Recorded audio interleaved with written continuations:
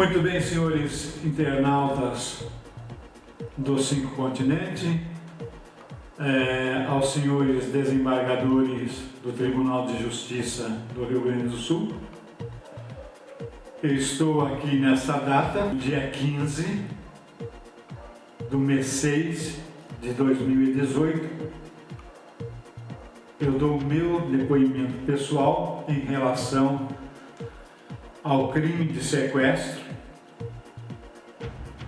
como aconteceu realmente. Nesse vídeo também vou relatar a denúncia que eu fiz ao Ministério Público em relação ao sequestro e que em 7 dias, sem investigar, eles transformaram num processo crime contra minha pessoa, sem investigar absolutamente nada. Muito bem. Então, o crime de sequestro aconteceu realmente assim. Era um sábado, eu estava na companhia da minha filha, Chiara Aline Lippert, eu estava com o meu sobrinho, José Luiz Lippert da Silva, no meu veículo, que era uma caminhoneta Chevrolet S10, gabine dupla. E como eu já disse, era um sábado, portanto, eu pensei que os homens que estavam trabalhando na obra estavam na obra, e por isso convidei o José Luiz Lippert, o Robson, meu filho Robson, a minha filha Chiara Aline, a fazer uma vistoria nas obras que foram feitas durante a semana. Em relação à obra, era as obras da unidade de ensino IES Sapucaia do Sul que nós estávamos construindo, né? A data foi dia 23 de janeiro de 1999. A obra referida, ela estava sendo feita no antigo Curtume VAC, em Sapucaia do Sul. Nesse caso, eu estava dirigindo o meu veículo, como já dito, uma Chevrolet S10 gabine dupla. Estava na companhia do meu sobrinho José Luiz Lippert da Silva, estava na companhia da minha filha Chiara Aline Lippert e do meu filho Robson Ricardo Lippert. Era aproximadamente umas 9h30 da manhã naquele sábado. Chegamos na escola e lá começamos a andar, averiguando as obras. Daqui a pouco aparece lá Tirone Lemos Michelin. Aí ele me chamou num canto que se diz um lugar, né, sozinho, e ele disse que precisava muito falar comigo, e que eu não deveria estar na companhia de ninguém. Aí eu falei, mas são meus filhos? É meu sobrinho? Ele falou, não, o que eu tenho para falar com você é só com você. Eu não quero a companhia de ninguém, não precisa ter a companhia de ninguém. Aí você entra no meu carro, a gente vai dar uma volta e eu vou te contar o que eu tenho para te falar. Eu ainda tentei rebater, dizendo, mas hoje é um sábado, eu estou com visita em casa, vamos deixar isso para segunda? Não, não pode. Tem que ser hoje. E nessa de tem que ser hoje, ele falou que o assunto era muito sério e que realmente tinha que ser naquela data, naquele dia. Né? Foi quando ele se dirigiu ao carro dele, uma Chevrolet, uma Blazer, abriu a porta e me mandou entrar. E ele disse também, me chamando de professor. Nunca fui professor de nada. Hã? Se não entrar, se não me acompanhar, aí ele bateu na cintura e eu vi o que hoje posso dizer seguramente que era uma pistola cor preta, e ele disse, eu estou armado. Né? Então, dito aquilo, eu me senti obrigado a embarcar no veículo dele. Né? Ele não quis ir no meu. Né? Eu ainda insisti, bom, eu vou levar um filho comigo. Não, não pode. Não pode. Então, para proteger os meus filhos, o meu sobrinho, eu entrei no veículo. Né? Eu estava então sendo ameaçado.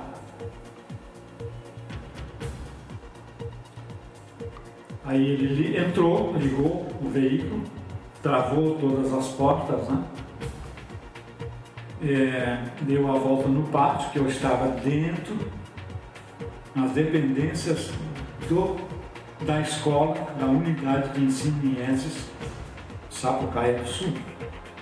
Ele deu a volta no pátio, saiu pelo portão, pegou a BR-116, sentido Sapucaia do Sul, Porto Alegre, e foi a mais ou menos uns 40, 60 km por hora até um posto Shell.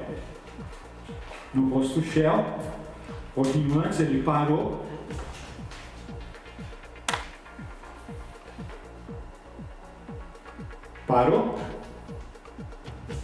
estacionou,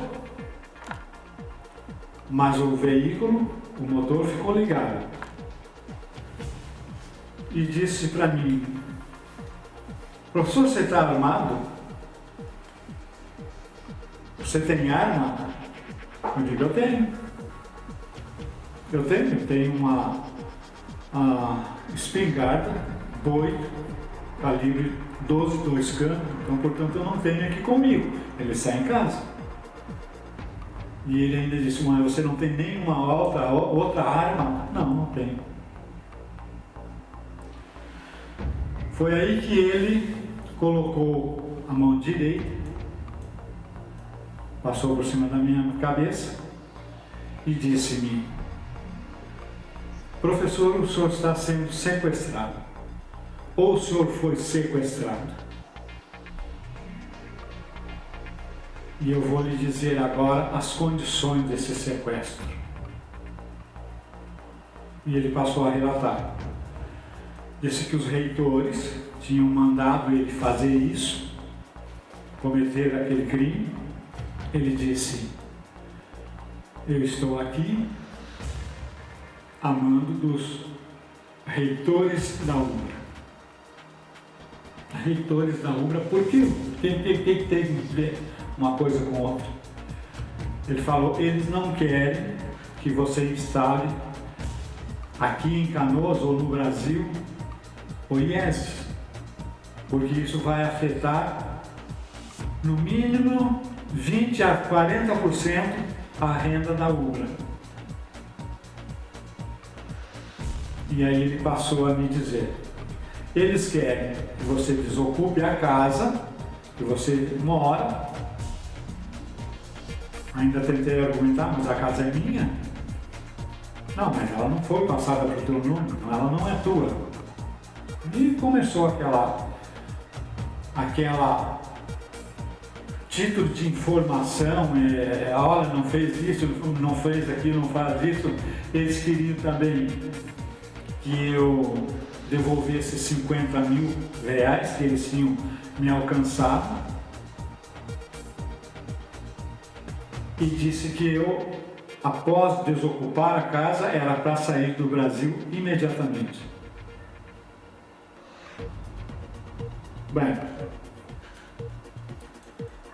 e que a minha filha, a mais menor, que era a Keila Cristine Liebert, então na época a Keila era menor de idade, estudava no Colégio São Marcos, que era da Ubra. Ela corria o risco de ter as pernas quebradas. Entre as exigências e ameaças que o Tirone Lemos Michelin fez à minha pessoa, ele disse-me também que a Ubra era uma máfia internacional, que os reitores eram maçônicos, né? Que a Ubra era uma máfia internacional e que eu não ia construir o IESES nem em Canoas e nem em lugar nenhum no Brasil. Que eles não permitiriam, que eles arrebentariam com tudo, quebrariam as obras, e de fato isso aconteceu. Tirone Lemos Michelin me disse também que a Ubra fazia gente desaparecer. E hoje, realmente, apesar de tudo, tenho medo, né? Porque afinal de contas, eles estão por aí, estão soltos, estão em liberdade, e realmente esses homens foram longe demais, ao ponto de me sequestrar, né? Parecem que lidam com a vida de um ser humano como se fosse a vida de um animal, uma pessoa irracional. Tenho medo. Temo por mim e temo pelos meus filhos e temo também pelas pessoas que estão trabalhando comigo ou que vivem comigo. Tenho muito medo. Realmente tenho muito medo. O Michelin também me ofereceu um cigarro, parecia ser um cigarro feito artesanal. E ele disse: ó, professor, se acalme, fume isso que vai se acalmar. Eu não peguei, lógico que não peguei, não vou pegar cigarro, eu nunca fumei aquele tipo de cigarro. Não peguei. Nisso, o telefone dele tocou e ele tirou da cinta aquela maldita pistola e saiu com ela, abriu a porta dele com a mão esquerda, saiu com ela em punho, né, balançando a pistola que era lá. Aí realmente o medo aumentou, porque quem me garante que aquela porcaria não dispararia e aí simplesmente iam alegar que foi um acidente, mas aí eu já pude estar morto.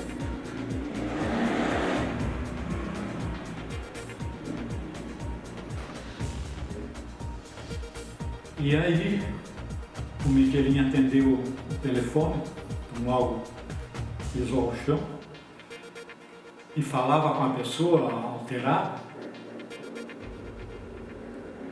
No momento, como ele disse que estava amando dos reitores da UBRA, ele podia estar falando com o próprio reitor, o Becker, ou com o advogado dele, o Domingos Moreira Góes, ou com o Leandro. Afinal, ele disse que também a UBRA não tinha só a minha pessoa como pesquisador e aquele cigarro tinha sido alcançado e feito por Volney. E que era um cigarro de maconha que ele conseguiu nos laboratórios da UBRA.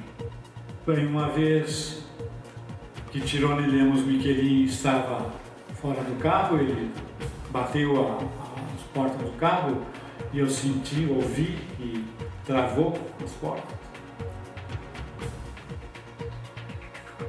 E ele batia com a mão direita, onde ele tinha arma, em cima do capô. E aí foi o momento que eu senti essa porcaria. Pode disparar. Ele estava sempre apontado em direção ao para-brisa, né? Mas enfim, graças a Deus não disparou. Eu não sei precisar nesse momento quanto tempo Tirone Lemos Miquelin ficou fora do veículo falando com uma pessoa ao celular, mas eu creio que deve ter sido uns 15 minutos, um pouco mais, um pouco menos.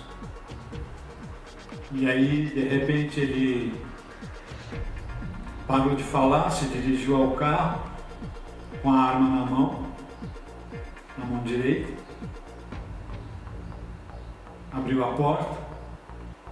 Aí realmente eu senti que eu estava passando mal. Começou a adormecer o meu lado esquerdo. Eu deveria estar muito nervoso e ele perguntou-me para mim: "Está passando mal, professor?" Eu nem lembro o que eu respondi.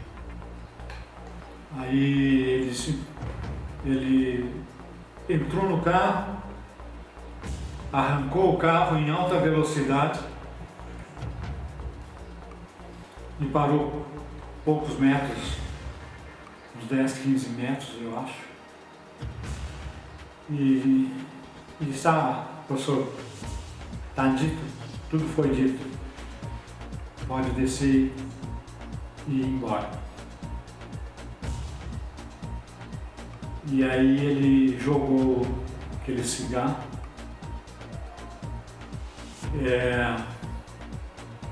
Eu estava descendo do veículo, o cigarro ainda parece que bateu na minha perna direita e caiu ao chão. E aí ele arrancou em alta velocidade. E foi tão alta que a própria velocidade do carro fez a porta fechar. Aí eu fiquei parado na BR-116 e quando vi que tinha um posto de gasolina Shell na minha frente, eu me dirigi até o posto, talvez para pedir socorro, para ajuda, sei lá, alguma coisa, que eu estava tudo com a mão já direita dormindo, sentindo que estava dormindo, ficando dormindo. E no lado esquerdo era como se estivesse dando um choque elétrico, né? Aí não tinha ninguém no posto, o pessoal estava atendendo. Eu sentei ao lado da bomba de gasolina. Fiquei ali, eu acho, uns 5 minutos, um pouco mais, um pouco menos. E aí vi quando o meu sobrinho, dirigindo a minha caminhonete, passava devagar, aí eu gritei, abanei a mão, aí ele, a Kiara viu, o Robson viu, e eles pararam, e ele falou, o José Luiz, mas cadê o Miquelinho? Não, me deixou aí, saiu correndo, saiu disparado. Né? E aí eu entrei no veículo e o Luiz conduziu até a minha casa. Sinceramente, eu acho que hoje eu sinto que eu deveria ter me botado no Tirone Lemos Miquelin. Inclusive, eu lembro agora que quando eu estava com o Miquelin dentro do carro, aconteceu um barulho dentro da caminhoneta e que visivelmente foi um sapato que raspou no soalho da caminhoneta. Eu perguntei para ele, o que foi isso? Ele falou, não, foi o carro na estrada, deu uma freada. Quer dizer, o bandido parece que tem resposta para tudo. Né? Aí, com medo, depois de um certo tempo, eu saí do Brasil e levei a Keila comigo, porque tinha ameaçado de quebrar ou ela ser encontrada com as pernas quebradas. Quer dizer, é o cúmulo. Né? Depois, como ele me disse que a Ubra fazia as pessoas desaparecerem, me ameaçou, disse o que quis e o que não quis, mas os boicotes continuaram e não paravam, não cessavam. Eu arrumava um patrocinador, dias depois o patrocínio era perdido porque eu estava sendo com certeza ameaçado por eles a não conseguir patrocínio nenhum, e até os colaboradores do IES se afastaram por conta de tudo aquilo, mas eu relatei a eles o que tinha acontecido, aos colaboradores do IES. Enfim, depois de tanto tempo, como não parava as perseguições, não tinha mais jeito, eu tinha que resolver, e a única maneira de parar aquilo ali, ou tentar parar aquilo ali, era denunciando o crime. Bom, depois de tanto tempo, tantos anos, né? Ainda lembro agora que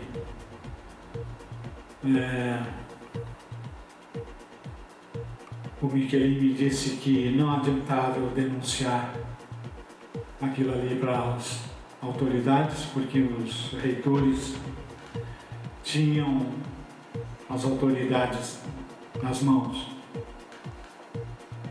e que não adiantava eu tentar, porque as minhas denúncias estavam programadas para serem todas elas arquivadas, como foram, né? Bom, na época, uma pessoa que era muito chegada à minha pessoa era o ex-delegado Conrado, Flávio Compasse Conrado, né? E eu relatei para ele por telefone o que tinha acontecido, e no domingo ele apareceu na minha casa,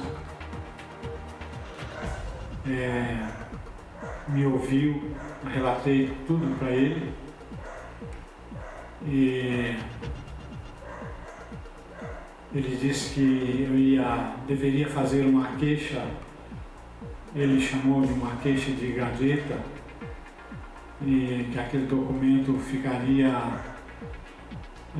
aos cuidados dele na delegacia.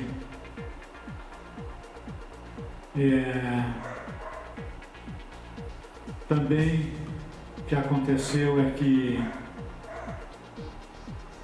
o Conrado, na época tentando me proteger, a minha pessoa, a minha família, ele colocou uma viatura na terceira delegacia, segundo ele, que aquela viatura ficaria à minha disposição e para tivesse todos os cuidados. Ficou 2 policiais, um ficou na porta no hall de entrada da escola, um outro policial ficou no hall de entrada do meu gabinete dentro da escola. Mas aí o juiz inteligentemente embargou a obra. E aí não precisava mais da polícia ali, porque segunda-feira o Conrado apareceu na unidade de ensino IES Sapucaí do Sul com a viatura. Ele não estava na viatura, estava na viatura 2 policiais. Terça-feira ele foi, quarta-feira, segunda, terça, quarta-feira ele foi, já na sexta não foi mais porque embargaram a obra. Eu perdi todos os computadores da unidade de IES Sapucaí do Sul. Perdi também toda a obra que foi feita, aparelho de ar-condicionado, carregaram, destruíram tudo. Eu lembro que o jornal de Sapucaí noticiava a escola Vale do Cortumivac. Não era a escola do Cortumivac. Eu acho que os diretores do jornal também foram comprados e não noticiavam o IES.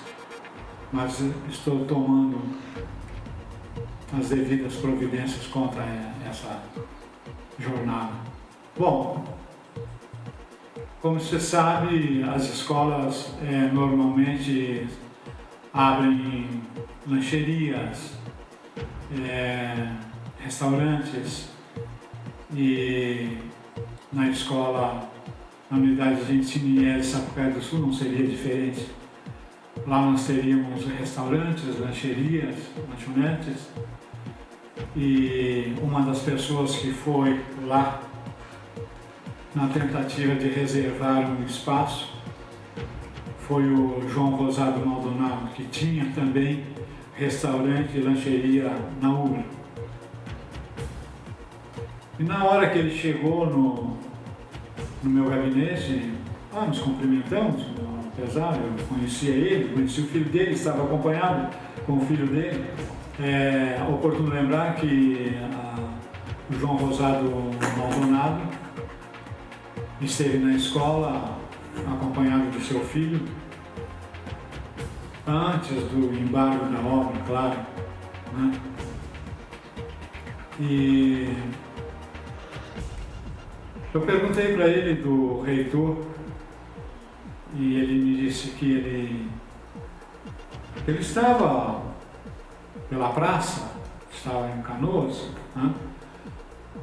Aí eu pedi o telefone para ele, do reitor, o número do telefone do reitor. E o João Rosado Maldonado estava com o telefone e tinha o telefone do reitor e ligou, né? E eu falei com o reitor. Ele me disse que estava em Brasília. E eu preveni ele que tinha gente que estava tentando envolvê-lo num crime de sequestro. E ele disse que ele viria para Canoas em alguns dias e que assim que ele chegasse em Canoas, iria falar comigo. E aí desligou o telefone, nunca mais me ligou. Eu também nunca mais liguei para ele. Dias depois encontrei o João Rosado Maldonado próximo à minha casa, o Ubra, e ele disse: o reitor disse aí para todo mundo que te deu uma rasteira, Sapucaia do Sul. Isso já tinha sido embargada a obra, o juiz já não tinha me recebido, eu estava com meu advogado na época, Dr. Clóvis Voese. Enfim, Dr. Clóvis Voese parece que passou para o lado de lá, o meu sobrinho também passou para o lado de lá, minha ex-esposa também passou para o lado da Ubra. E as promotoras e a juíza também certamente passaram para o lado de lá. Passaram-se aí mais ou menos 2 meses. Eu fui a Portugal mais uma vez e falei com a fundação que ia nos amparar com as obras e apelei para eles que nós podíamos continuar o IESES e que eu já havia encontrado um outro prédio para futuramente instalar uma outra unidade de ensino IESES. E depois começamos a montagem, a construção então da unidade de ensino IESES Novo Hamburgo. Começou a obra com Edson Carpa, era o mestre da obra, a empresa De Rose. Acho que esses homens teriam que realmente depor e dizer para eles que relatassem de fato como tudo aconteceu. A obra de Novo Hamburgo foi totalmente destruída, 80%, se não for mais. Uma unidade de ensino IESES belíssima que ia ser construída lá e, no fim, participou lá de uma reunião em Novo Hamburgo com o advogado da Ubra, Domingos Moreira Góes, filho dele. Clóvis Voese também estava, meus filhos estavam junto e diziam que tinha ali 3 advogados que pediram para que eu paralisasse a obra imediatamente. Mas como eu estava lá com os diretores, consultei ele na hora, eles não quiseram paralisar a obra e menos de uma semana depois a obra foi totalmente destruída. Eles diziam também que eram advogados da Fevale. E eu tentei algumas vezes falar com o reitor na época, mas não consegui. Ele nunca queria me atender. Enfim, destruíram tudo. Eu espero que a justiça... Temos direito, eu tenho direito à justiça, espero que a justiça... Espero não, tenho certeza que a justiça vai fazer justiça como será feito. Como já dito, os nossos colaboradores debandaram desapareceram por conta do sequestro. Eles tinham medo também que fossem envolvidos ou ameaçados como eu fui. Eles sabem que era fato e todas as pessoas, muitas pessoas aqui de Canoas, inclusive as casas que nós tivemos que alugar e morar de aluguel, os proprietários sabem que houve esse sequestro. Bom, em razão dos colaboradores terem se afastado do IESES, eu fui tentar fazer outras coisas, afinal de contas a vida tinha que continuar. Fui trabalhar com a imprensa, trabalhar com a revista, também fui boicotado em todas, praticamente em todas as páginas que nós publicávamos, dava um jeito de tirar a revista do ar. Bom, em 20 de março de 2006, não suportando mais tantas ameaças e boicotes e enfim, eu me vi na obrigação, no intuito também de salvar o nome nosso, o meu nome, o nome dos meus filhos, decidi denunciar no Ministério Público Estadual. No caso, essa denúncia foi em relação ao sequestro e que até agora não tenho resultado nenhum. Só o Tribunal de Justiça pode reverter isso. Como já dito, não suportando tantas ameaças e enfim, então em 20 de março de 2006, não suportando tudo isso, eu decidi fazer a denúncia no Ministério Público Estadual, de que ficou a cargo a promotora pública Fernanda Ruth de Lemburg. Isso. Essa promotora pública, a Ruth de Lemburg, teria vindo de Gramado para assumir todas as denúncias. Isso, e essa denúncia, então, você fez ao Ministério Público Estadual de Canoas. Ela foi protocolada no dia 20 de março de 2006.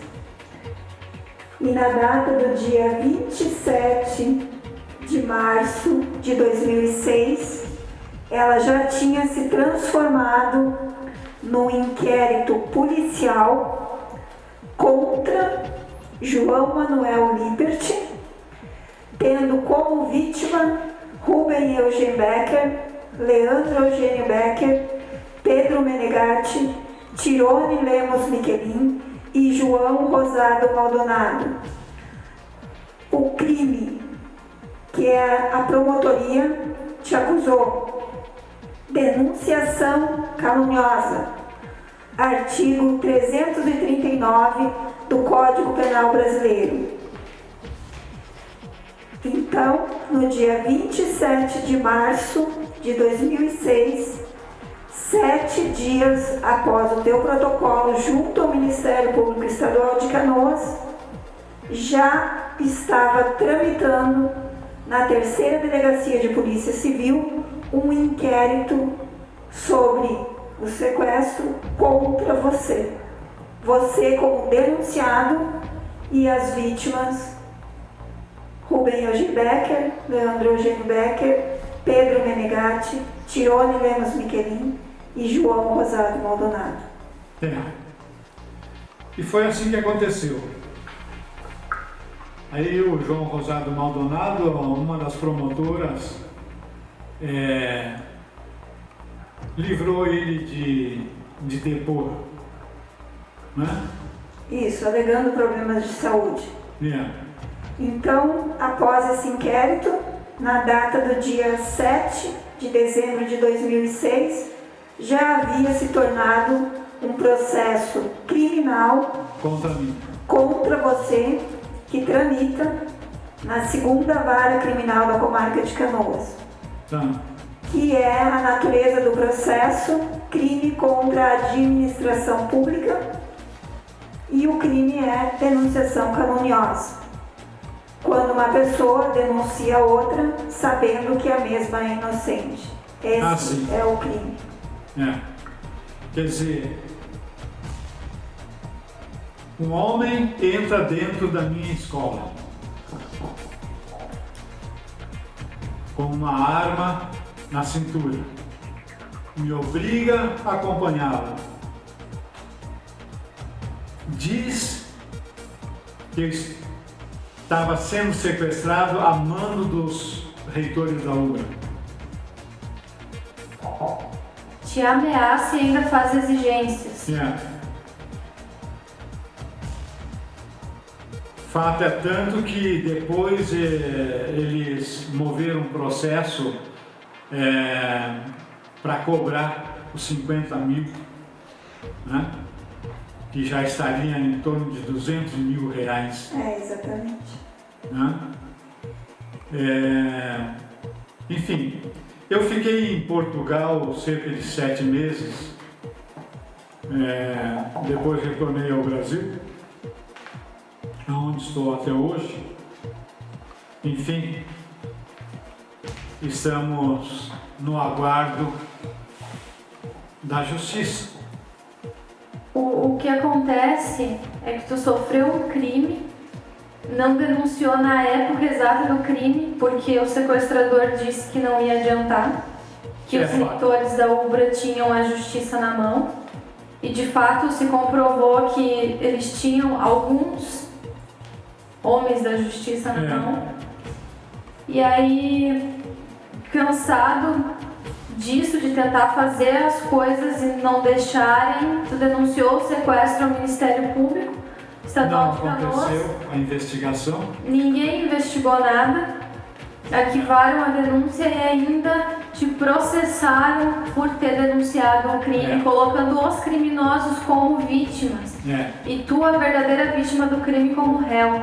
E aí arrastaram esse processo por quantos anos? Agora, em 2018, em dezembro de 2018, ele completa 12 anos. 12 anos. 12 anos de um processo para no final, além de te obrigarem a fazer um laudo psiquiátrico no Instituto Psiquiátrico Forense, que comprovou que não tem nenhum problema mental, como eles queriam alegar, para depois de tudo isso, de todos esses anos, uma juíza condenar. Esse processo ele começou a tramitar em 2006, após o trâmite na polícia, na terceira delegacia, onde todo mundo foi depor. Quem seria todo mundo? Você depôs lá, Sim. mas como acusado, como réu da história, não como vítima. Teus filhos depuseram lá. O Becker, Leandro, Miquelinho, João Rosário Maldonado, Domingos Moreira Góes, o Volney Falkenbacher depuseram na terceira. O processo foi remetido no caso, para o fórum, e em 2008, ele começou a tramitar em 2008, veio então a determinação de uma perícia médica psiquiatra no Instituto Psiquiátrico Forense. É bom lembrar que o Instituto Psiquiátrico Forense, em todo o país, ele é uma instituição penal. Ele abriga apenados com problemas mentais. Então, no momento que um laudo forense é diagnosticado em um réu de um processo que ele tem distúrbios mentais, ele automaticamente é internado no forense. E não sai mais de lá. A menos que os médicos dê alta. Então, você faz uma denúncia de um crime onde um homem te barra, invade o teu patrimônio, a tua escola, e você tem que depois fazer um laudo pericial para constatar o que fizeram ou pesquisaram isso aí, pesquisaram o crime em 7 dias. Cabe salientar que na denúncia que foi feita ao MP, o Ministério Público Estadual, foi pedido depoimento de todas as pessoas envolvidas, reconstituição do crime. Isso. Nada disso foi feito. É. Você foi depor sim na delegacia, mas foi depor como réu, como acusado. E não me avisaram disso. Não foi depor como vítima de um crime. É. Foi depor como réu É. que cometeu o crime. É. Então, aí é que está o grande sofrimento, né? Depois do Ministério Público fazer um convênio com a UBRA, aí o Ministério Público se achou com direito de mandar na minha vida, né? Mandar nas minhas empresas, me impediram inclusive de concorrer, tentaram impedir de concorrer a deputado estadual, né? Queriam que eu certamente queriam que eu tivesse imunidade parlamentar, né? Como essas urnas eletrônicas é maleável, conheço, sei tudo, ou quase tudo em eletrônica, sei como é possível fazer isso, né? Quer dizer, faz o laudo dá negativo para aquelas pessoas que pediram, mas aí resolve me processar, a juíza que assumiu o processo deixa a sala de audiência, não ouve as testemunhas. Para que juiz? Para que juiz? Para que juiz não? Para que o juiz daquela estirpe que sai da sala de audiência quando todos estão depondo e sai?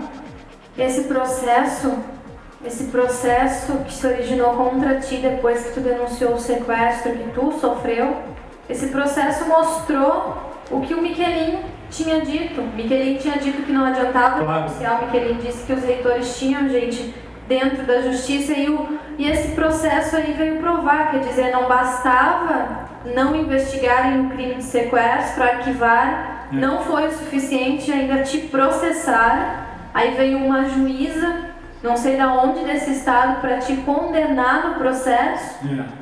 E agora está na mão dos desembargadores do Tribunal de Justiça aqui do Rio Grande do Sul. É isso. Assim, ó, é muito bom salientar que em 2008 foi intimado para fazer a perícia no Instituto Psiquiátrico Forense. Foi digamos assim, para todos que convivem com você, foi um choque.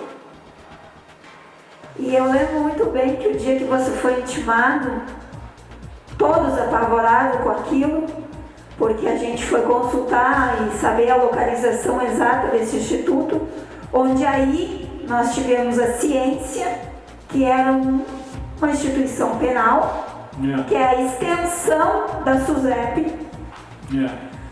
Então, todos apavorados, e você simplesmente olhou para todo mundo e disse assim: eu vou no instituto e eu vou falar com os peritos.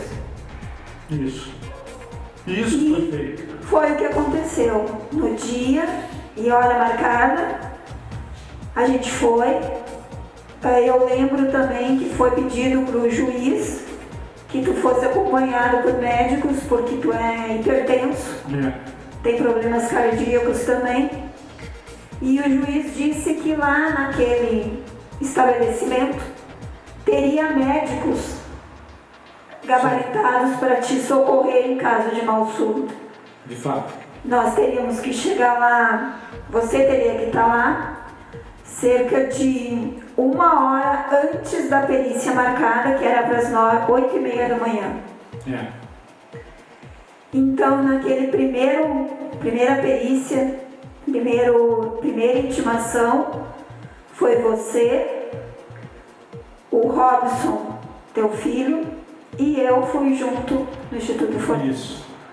Nós chegamos, como tudo determinado, 1 hora antes, sem advogado. Porque o advogado deveria estar lá. O advogado deveria estar e não está. Depois é que ficamos sabendo que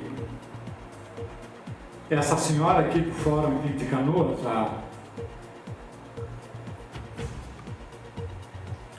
foi nomeada aqui por Canoas uma defensora que seria curadora. Só que a Defensoria de Canoas, recentemente a gente soube disso, não pode atuar na comarca de Porto Alegre. não. Tem que ser um defensor de Porto Alegre, que teria que ser, obviamente, encaminhado pelo juiz, e isso não foi feito. Tudo que a gente pedia era sempre negado. Então, até advogados se recusavam em me defender, né?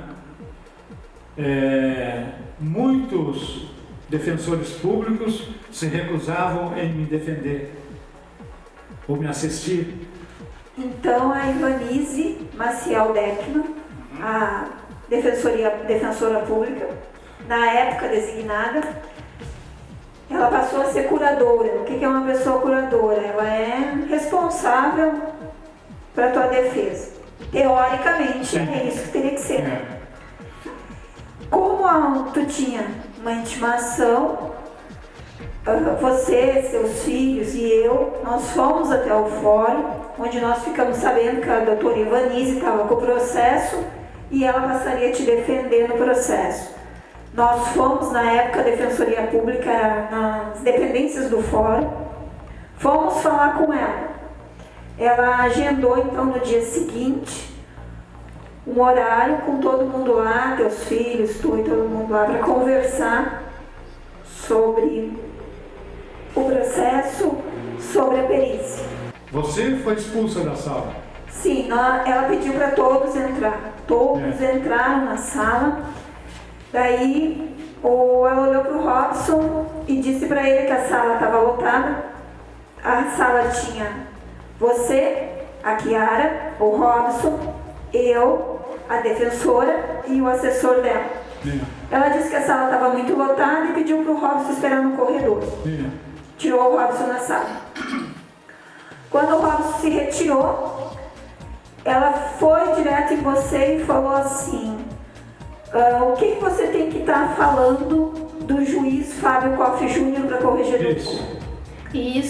Isso que daí não é o caso do sequestro, mas é que esse juiz, Fábio Koff Júnior, em 2006 também, tudo parece acontecer lá, em 2006 também ele te ligou, te ameaçou por telefone e tu denunciou esse fato à corregedoria Tribunal da Justiça, óbvio. Que não adiantou nada. E aí, não adiantou nada. E aí essa defensora puxou a história do Koff naquele momento em que se tratava de outro assunto.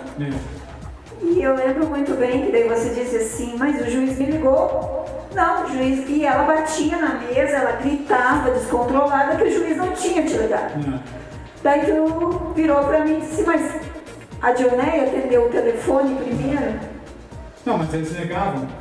Quando você apontou pra mim e disse que eu atendi, ela gritou de novo na mesa e disse que não atendi e me expulsou da sala aos berros. E eu fiquei parada, ela fez o assessor dela. Na época eu lembro que era um rapaz alto, gordinho, me levar até a porta da Defensoria Pública, onde eu ficaria no corredor, e o rapaz ficou plantado lá me cuidando, proibindo a minha entrada de volta. Quer dizer, Daí ficou na sala você e a Chiara. e nós tratamos do sequestro. E nada adiantou. Né? Nada adiantou. Nada adiantava.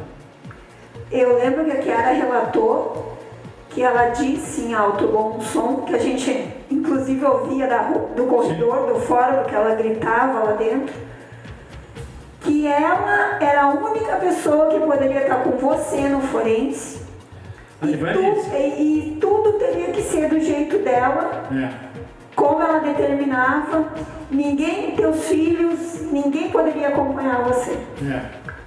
E que eu ia fazer o laudo por bem ou por mal. Ivanice, eu lembro das tuas palavras. Talvez eu lembro de coisas que você não lembra, mas eu lembro. Quer dizer, a defensora que tinha que te defender no processo, que atuar para ti, ela estava ali contra, ela estava ali para te inibir, para te constranger, para te ameaçar. Poxa. E com base nisso, muitas pessoas, mesmo pessoas que não são da justiça, fizeram exatamente isso comigo. Quer dizer, ou eu sou o homem mais centrado da face da terra, ou eu sou um homem mais covarde. Porque eu vou dizer, muitas pessoas, por muito menos mesmo, por frações do que tu já passou, muitas pessoas já teriam cometido crimes. Mas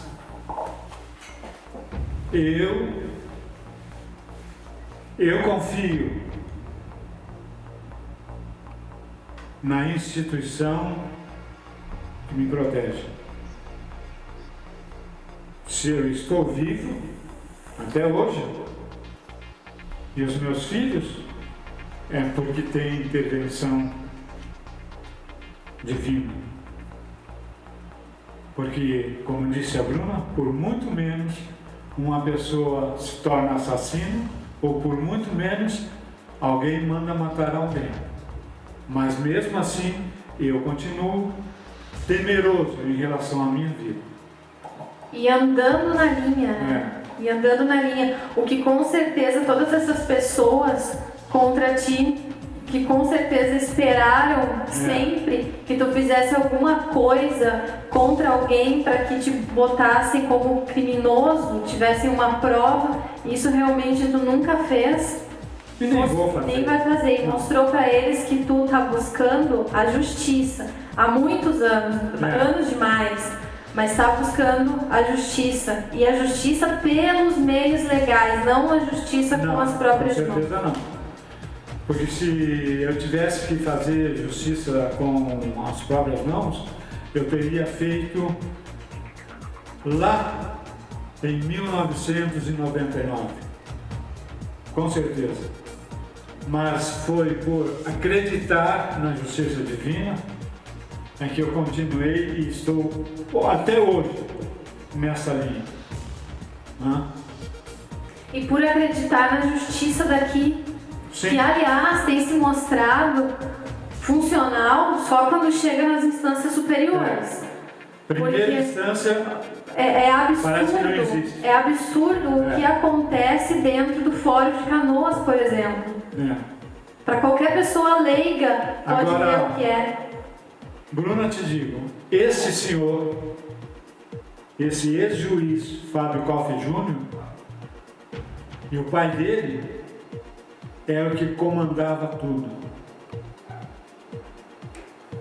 Eles são suspeitos de estarem comandando tudo a mando da UGRA. Agora, esse crime que tu sofreu, a extorsão mediante sequestro, que é esse o nome do crime dentro do Código Penal, esse crime tu não foi o primeiro a sofrer e nem vai ser o último. Não, com Só que a certeza. diferença no teu caso é que as pessoas que fizeram esse crime contra ti eram influentes, eram economicamente poderosas e aí conseguiam o que queriam. Mas Até veja bem. mesmo um laudo psiquiátrico forense que te obrigaram a fazer, no qual você fez por 2 vezes, você foi ao Instituto Forense. E volto a dizer, eu vou 1 milhão de vezes lá. Mas hoje não valo mais. Tudo que eu tinha que dizer foi dito naquele primeiro laudo. Inclusive tentaram que tu fizesse outro Sim, laudo. mais 6. Mais 3. 3 vezes. Mais 3 vezes tentaram. Só que, como tu falou, em documento para a justiça ia sim, mas dessa vez não ia mais falar porque já falou tudo. Pronto. Uma das juízas antes dessa última aí cancelou essas penas. O laudo forense, a primeira vez que você foi no Instituto Psiquiátrico Forense, você ficou com os médicos conversando, como eles dizem, né, que é a perícia. Mais ou menos por 1 hora. Cerca de 1h30, 2 horas. Depois que você saiu da sala, entrou o Robson, que também não foi periciado, mas foi o perito fez várias perguntas ao Robson, depois fez várias perguntas para mim. E para a Chiara também, né? Depois. Na segunda vez que você foi intimada ao forense, dessa vez a Chiara foi ouvida. O laudo psiquiátrico retornou para o processo, onde foi constatado que você é plenamente capaz e que não existe um surto psiquiátrico na família.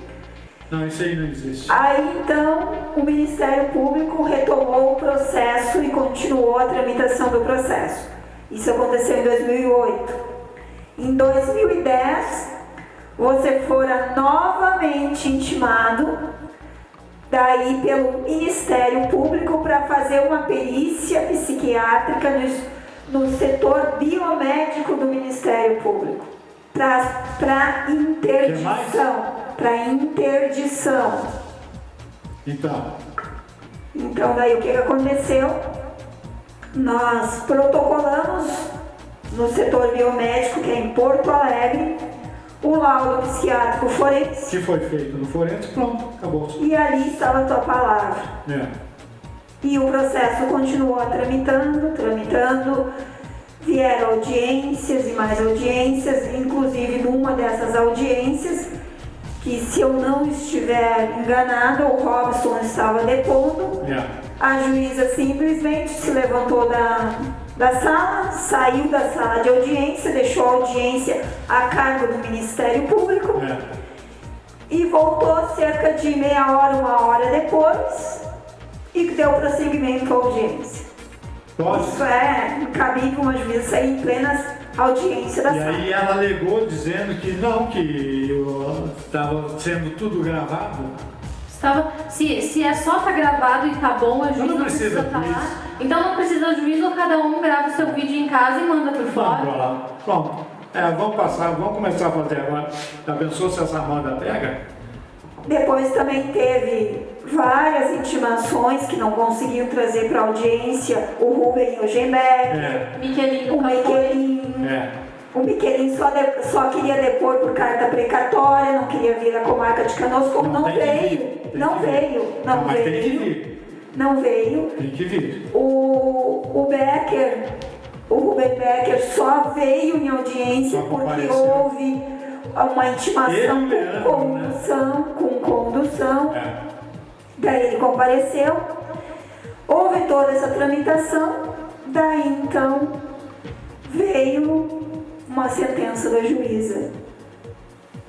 Uma sentença condenatória, onde a mesma diz que tudo foi investigado pelo Ministério, tudo foi investigado no âmbito administrativo e policial contra as vítimas entre o período de 20 de março a 27 de fevereiro de 2007. Eu Ela não tem documentos para provar? Eu não sei como que uma juíza põe isso, sendo que nos autos não consta investigação contra Rubem Eugenbecker e os demais, sendo que em 27 de março de 2006, 7 dias após a tua denúncia, você estava sendo processado por isso. Já havia um inquérito policial contra você e não contra o Becker.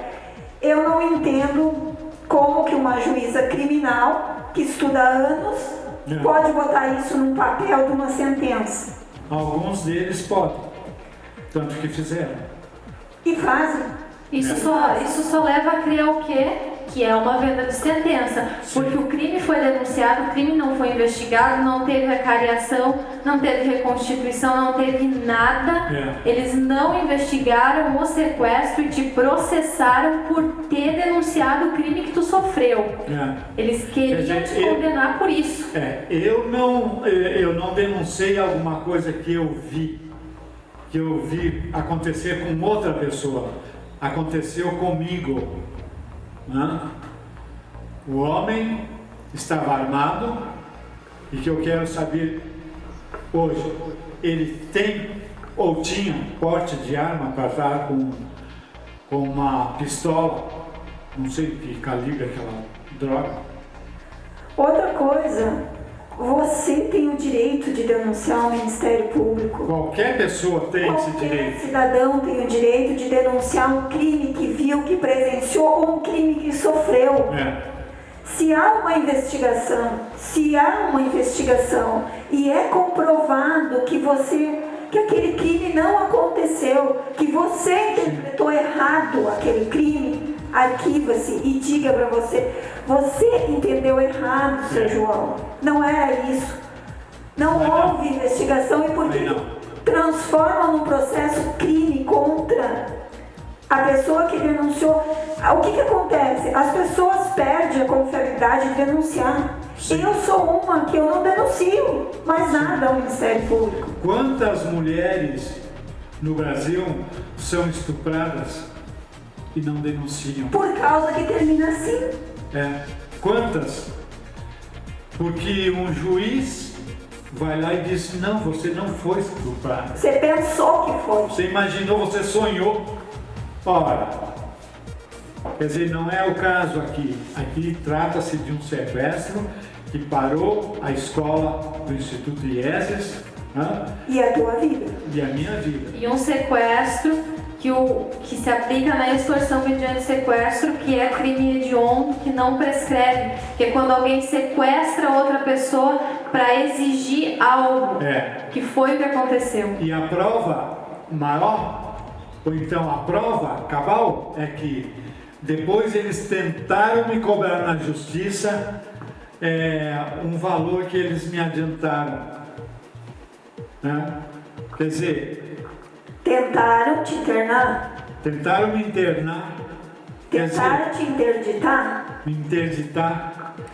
Quer dizer, os senhores esperam que isso vá terminar como?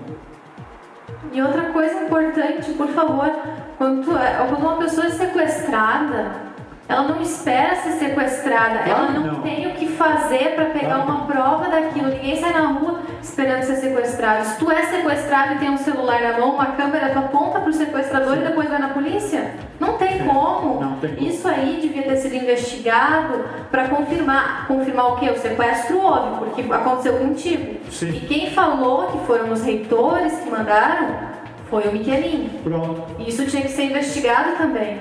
Com certeza. Mas vai ser, Bruno, com certeza vai ser. Ou por esse processo, ou por outro processo, isso vai ser investigado. Agora, a informação que temos é que Tirone Lemos Michelin e o ex-juiz Fábio Koff Júnior já não estão mais no Brasil. Por quê? Onde é que estão esses homens? E por que o Michelin, Tirone Lemos Michelin, nunca vai nas audiências com você?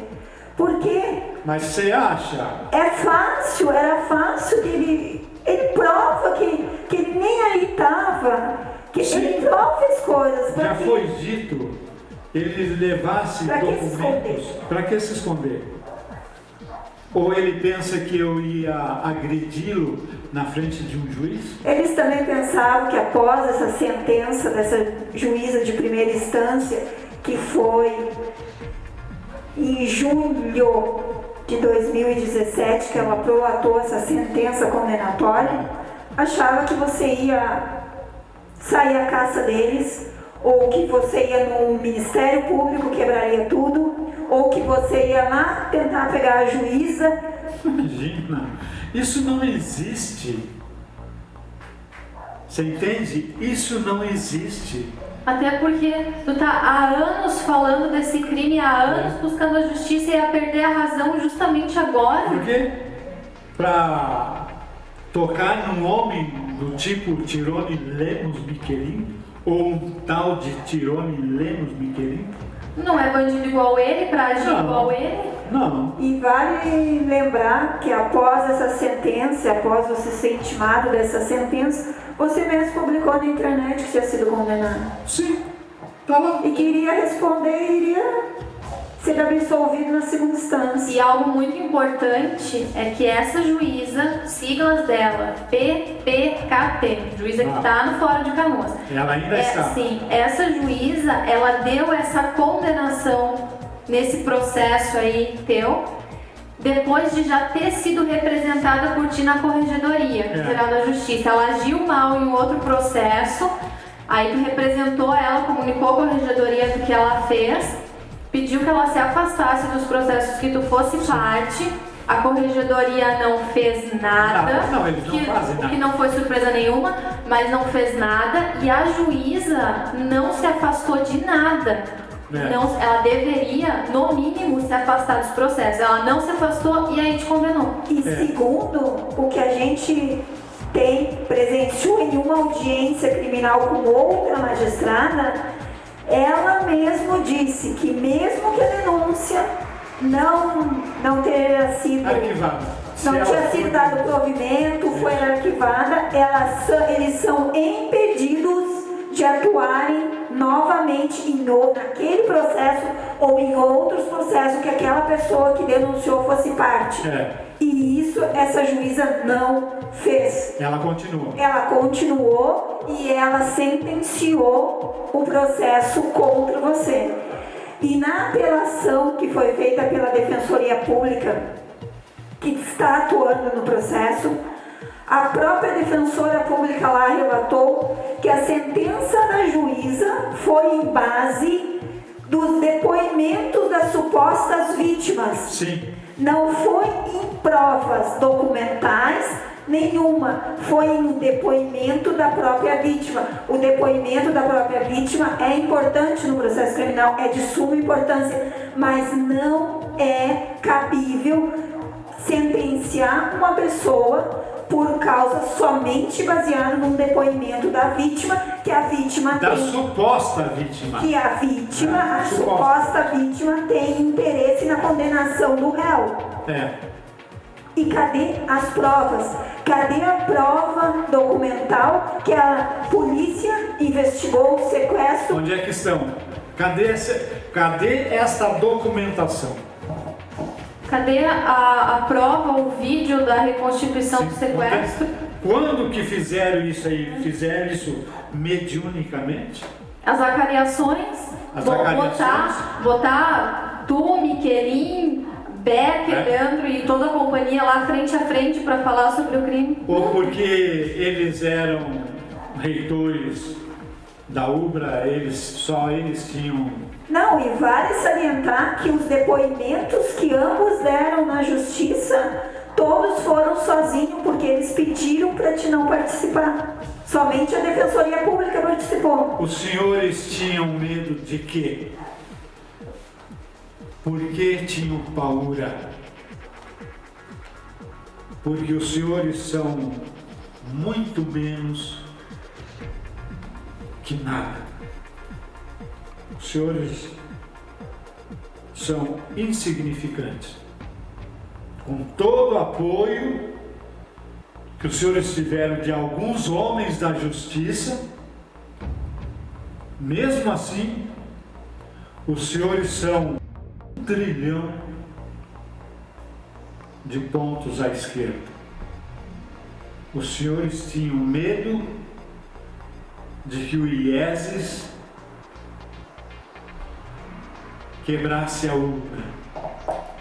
Os senhores quebraram o IESES, a justiça divina quebrou a UPRA. E é muito importante a gente lembrar também que na apelação feita pela Defensoria Pública, ela salienta que as supostas vítimas do início do processo até a sentença nunca conseguiram manter a mesma linha do começo. Ou seja, a verdade foi sempre, a palavra deles foi alterada. O que a gente costuma dizer, faltar com a verdade na justiça, né? E o teu depoimento e o depoimento dos teus filhos, desde o início até o fim, sempre foi o mesmo. Palavras mudam, mas a linha do depoimento é o mesmo. As coisas fundamentais são as mesmas. Então, não se pode condenar uma pessoa baseado apenas no que a suposta vítima que quer a condenação daquele réu fala. Não existe prova nesses autos, como a própria Defensoria Pública traz à tona, que comprove que houve uma denunciação caluniosa e a intenção fria de que as supostas vítimas sofressem um processo criminal. Eles não sofreram processo criminal. Nada. Eles não sofreram investigação policial. Então não sofreram processo. Eles não sofreram nada. A vítima nessa história, que era você, passou a ser o vilão da história. Mas isso aí vai ser contado de forma muito diferente.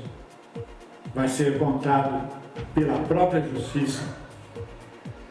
Às vezes, as horas e os momentos que eles faltaram com a verdade na justiça, tentando me incriminar. Com certeza. A própria justiça vai falar sobre isso em documentos, enfim, em entrevistas, com certeza. Bem,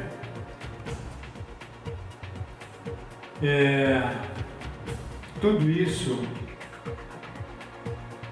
que aconteceu deveria ter terminado, parado, com a denúncia contra o COF na corregedoria. Mas aí eu não sei se foi o COF ou o pai dele ou alguma pessoa que transferiu o juiz para Brasília e arquivaram a denúncia contra o COF. Não? Tudo isso já poderia ter terminado há 10 anos atrás, no mínimo. Tudo também poderia ter terminado quando tu denunciou o sequestro, se tivesse investigado, né? Se tivessem investigado, talvez nem teria acontecido toda aquela situação com o juiz COF de ligação, se tivessem resolvido o sequestro antes. Agora, cadê a fatura telefônica do Fórum de Canoas, onde relata, está lá gravado, que o COF não me ligou? Aonde está isso? E esse caso do COF cabe mencionar aqui, porque a denúncia do COF também faz parte desse processo. Faz parte desse processo como denunciação caluniosa também. Então, a denúncia que porque tu denunciou o Ministério Público, Fábio Koff Júnior, também, porque é de se denunciar o Ministério Público. Claro, tem que ser denunciado. No momento que eles transformaram aí, usaram a denúncia do sequestro para te processar, eles usaram essa do COF junto, as duas baseadas no sequestro para dizer que você faz denunciação caluniosa.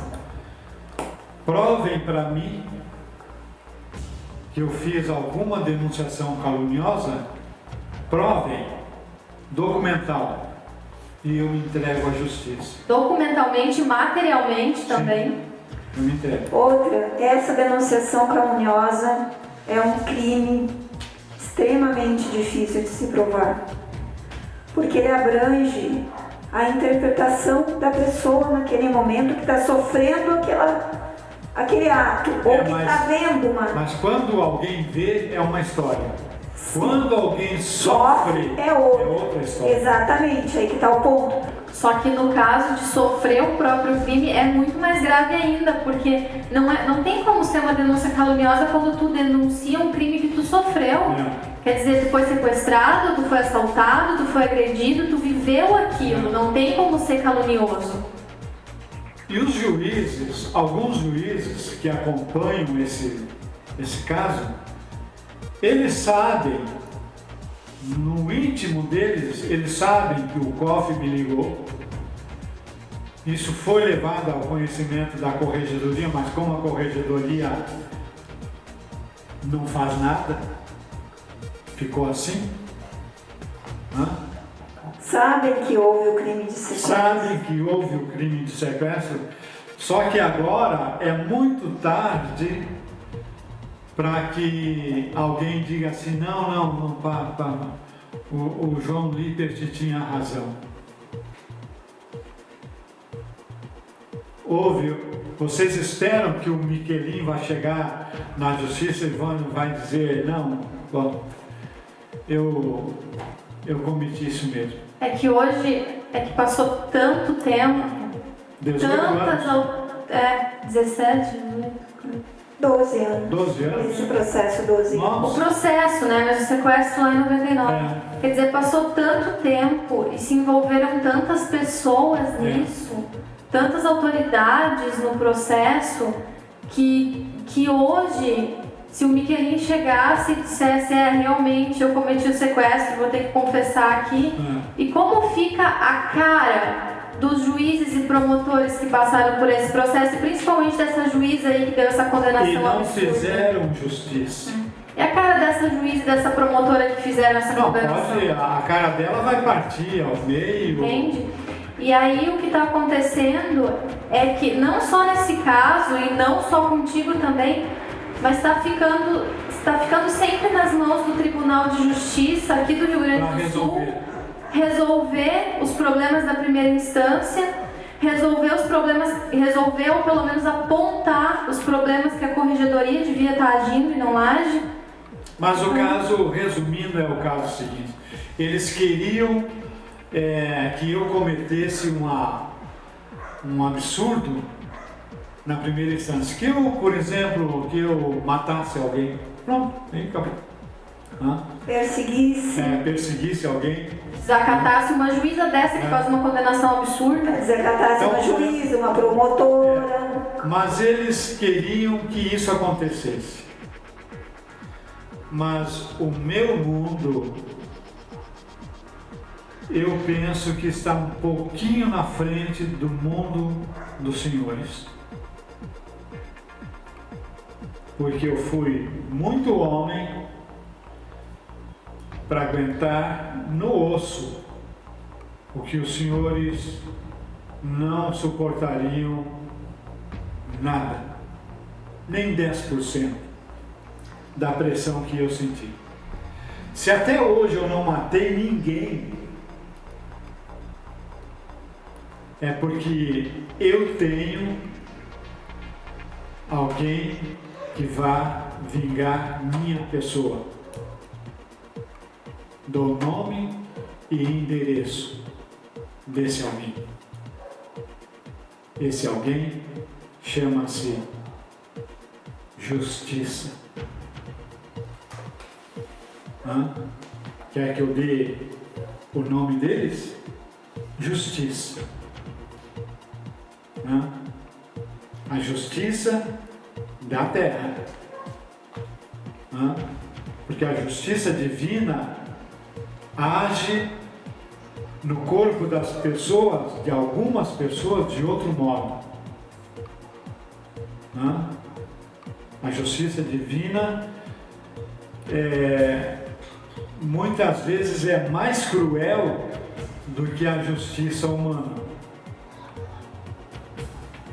Porque a justiça divina pode implantar no seu corpo uma doença, um câncer.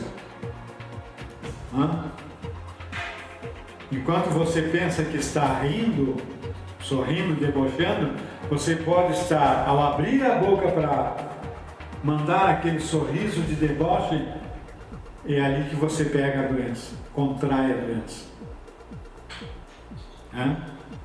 E aí, por isso que eu disse, a justiça humana vai fazer justiça. Nesse caso, a justiça humana vai fazer justiça, com certeza. Porque não é possível que um órgão como o Ministério Público, Corregedoria, Fórum, que deveriam embalar a justiça, faz coisas completamente diferentes. Embalam os crimes, os criminosos, porque o órgão Ministério Público não tem o poder, o órgão Ministério Público não tem o poder de cometer algum deslize. Quem comete o deslize é alguns homens do Ministério Público, ou alguns homens da polícia, ou da justiça, porque o órgão, a instituição, o Ministério Público é límpido, é transparente. Se alguém cometeu um crime ali, foi cometido por homens, por mulheres. Então, o órgão Ministério Público, Polícia Civil, Polícia Militar, enfim, são límpidos, transparentes. Alguns homens que lá estão é que são os criminosos. E é isso que, com certeza, a justiça, a verdadeira justiça, vai colocar a mão em cima da cabeça deles. Com certeza. Senhores internautas, agradeço pelo tempo. Até o próximo vídeo, se Deus quiser. Até mais.